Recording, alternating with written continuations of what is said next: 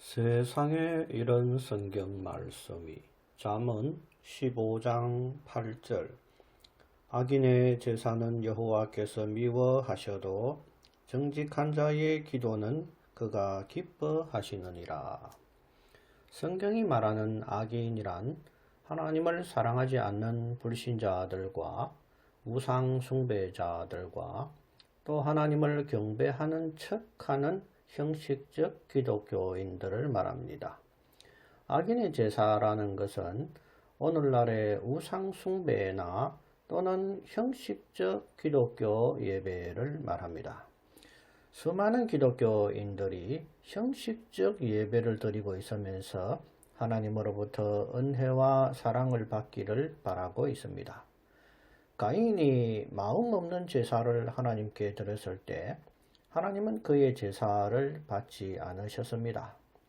오늘날도 수많은 기독교인들이 기독교인이란 겉모습으로 아무리 예배에 참석한들 그의 경배와 기도는 하나님께 상달되지 못할 것입니다. 예배의 형식도 중요하지만 어떤 사람이 참으로 마음으로부터 하나님을 사랑하는가를 하나님은 보고 계신 것입니다. 마음이 하나님에게서 떠난 사람들과 또 악령의 정체에 대해 무지한 사람들에게는 마귀와 그의 사자들이 온갖 유혹들을 할 것입니다. 사람이 겪는 고난은 매우 다양할 수 있습니다.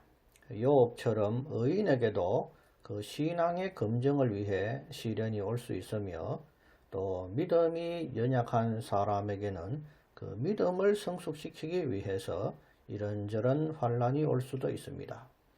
주의 자녀라고 생각하는 사람들은 우리의 삶 전체가 영적인 전쟁 상태임을 잊으면 안 됩니다. 누구에게나 악령의 공격은 빗발치듯 쏟아짐을 잊으면 안 됩니다. 항상 내게 일어나는 일상의 일들 속에서 악령의 유혹은 없는가를 스스로 분별해야 하는 것입니다. 악령이 우리를 공격하는 첫 번째 무기는 바로 오해하게 하는 것입니다. 오해는 미움을 낳고 주님께서는 미워하는 것과 살인하는 것이 같은 죄라 하셨습니다. 악령은 어떤 생각을 내 머릿속에 우선 던져 넣습니다. 오해에 앞서 섭섭한 마음을 던져 넣음으로 이간질을 시작합니다. 어느 누구를 향해 섭섭한 마음이 들거나 심지어는 어느 누군가가 두렵다는 마음이 든다면 이것은 악령의 괴계일 수가 많습니다.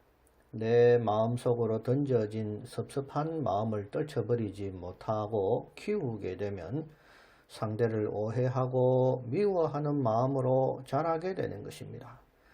악령은 처음에는 우리 안에 옳지 않은 생각을 넣음으로 유혹을 시작해서 마침내는 악령이 우리 안에 들어오기까지 하는 것입니다. 이런 상태가 바로 귀신 들림 또는 빙의라고도 합니다. 많은 기독교인들이 귀신의 정체를 모르고 그로 인해 번번이 속으며 살아갑니다. 뇌전증 또는 간질이라는 병이 뇌의 질환과 무관히 발생하는 경우가 많습니다. 아마도 뇌질환과 무관하게 나타나는 간질 발작은 귀신에 의한 발작일 수 있음을 인식해야 합니다. 복음서를 보면 주님과 제자들이 수많은 귀신들을 쫓아내는 장면들을 볼 수 있습니다. 그럼에도 불구하고 오늘 기독교인들에게 귀신을 쫓아야 된다라고 하면 오히려 이상한 눈으로 봅니다. 귀신들은 타락한 천사들이며 지금도 모든 사람의 몸과 생각을 공격하고 있음을 인식해야 합니다. 혹 당신의 마음에 평강이 없고 불안하고 증오심이 일어나고 또는 두려움에 사로잡혀 있다면 그것은 악령들이 당신 생각을 공격하고 있음을 깨닫기 바랍니다. 우선 이러한 영적인 사실을 깨달았다면 이미 90%는 문제를 해결한 것과 같습니다. 다음 단계는 악령을 물리치는 일인 것입니다. 사도 바울은 빌립보에서 귀신 들려 점치는 소녀를 향해 이렇게 퇴마했습니다. 더러운 귀신아, 예수님 이름으로 명하노니 그녀에게서 나오고 다시는 들어가지 말지어다 라고 했습니다.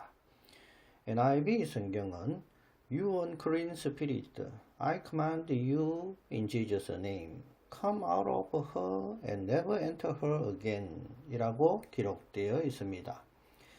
그러자 귀신은 나가고 소녀는 다시 점을 쳐서 돈을 벌 수 없었으며 그로 인해 바울과 실라가 옥에 갇히기도 했습니다.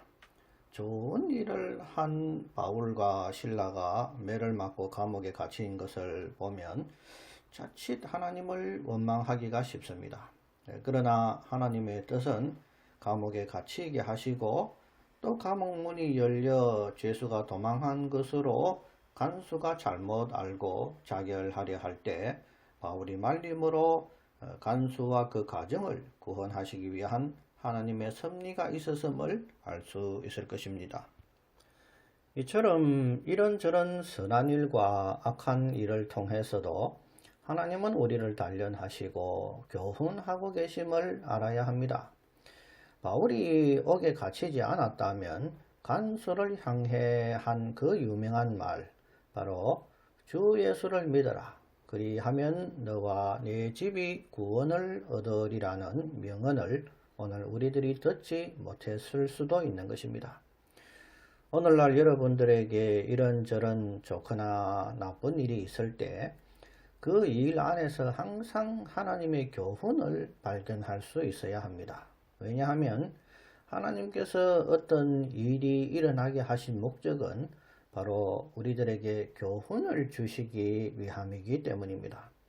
사건을 경험하고도 교훈을 발견하지 못한다면 매를 왜 맞는지 깨닫지 못하는 어리석은 개와 같은 것입니다.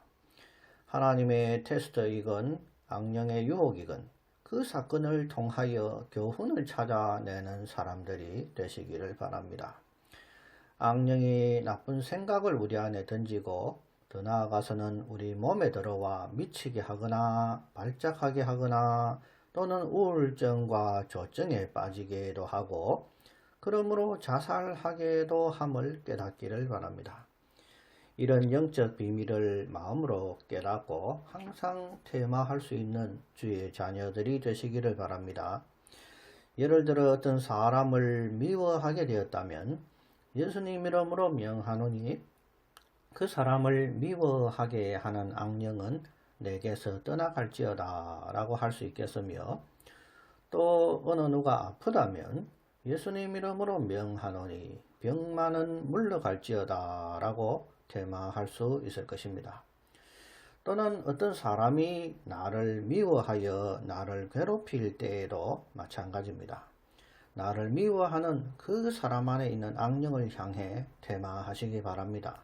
예를 들어 예수님 이름으로 명하노니 아무개 속에 있는 악령은 물러갈지어다 라고 해보십시오. 다음에 그 사람을 만났을 때 이상하게도 당신에게 친절해져 있는 그 사람을 만난다면 당신은 놀라움을 경험할 것입니다. 이처럼 어떤 사람이 멀쩡해 보여도 대부분의 사람들 속에는 귀신이 들어 있습니다. 특별히 욕을 많이 하거나 성격이 사납거나 또는 우울증에 빠져 있는 사람들은 거의 다 귀신이 그 속에 들어 있음을 알아야 합니다. 또 어느 누구와 통화를 할 때 말이 통하지 않는 주장을 하고 당신을 힘들게 할 때 입을 가리고 들리지 않게라도 퇴마해 보세요. 갑자기 도망치듯 전화를 끊는 그 사람을 볼 수 있을 것입니다. 이런 현상은 너무도 당연한 일이지만 오늘날 목사들도 귀신을 모르고 그러므로 퇴마를 가르치지 않으므로 성도라도 귀신에 대해 무지하고 판판이 속으며 살아가게 된 것입니다. 또 퇴마는 나의 힘이 아님을 기억해야 합니다. 내가 주의 자녀라면 예수님 이름으로 할 수 있는 내게 주어진 권세인 것입니다. 예수님 이름으로 귀신이 나가는 것이며 주의 자녀들은 퇴마하여 악을 물릴 수 있는 권세를 주님께서 주신 것입니다. 이것을 성도의 권세라고 합니다. 오늘날 성도라도 성도의 권세가 있는지도 배우지 못한 채 악령에게 속으며 살고 있는 사람들이 대부분입니다. 나에게 주어진 성도의 권세를 마음껏 사용하여 악령으로부터 자유할 수 있는 우리 모두가 되시기를 기원합니다.